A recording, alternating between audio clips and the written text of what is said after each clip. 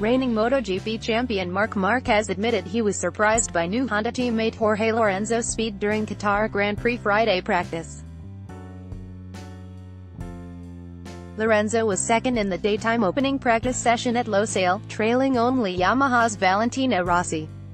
Although Lorenzo then slumped to 11th in the evening practice 2 session, Marquez named the three-time champion as the rider who surprised him most during Friday's action. Although he did concede he had not studied other riders' lap times closely, he started really good. He started fast in FP1 already, so what that means is he feels the bike, Marquez said when asked who had surprised him on Friday. When you start in FP1 already, up there, that means you feel the bike, you work in a good way, so he will be very fast. When Marquez's comments were put to him, Lorenzo said, "I was also surprised about my lap time, or the facility to make this lap time at the beginning, despite dropping out of the top 10 in the combined classification after practice 2, which means he is likely to have to fight through the opening segment of qualifying on Saturday because practice 3 is likely to be slower." Lorenzo was very satisfied with his Friday performance. "I am very happy today.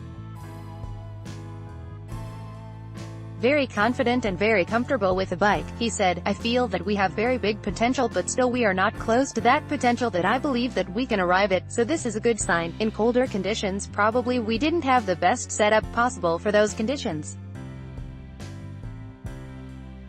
Much better during the day than in the night. We need to understand, to improve the bike in those conditions, to be able to be more competitive, but I have the feeling we can be very, very competitive if we find the right setting." Both Marquez and Lorenzo are still nursing injuries heading into the season opener, but neither was particularly concerned about the impact their fitness levels could have on Sunday.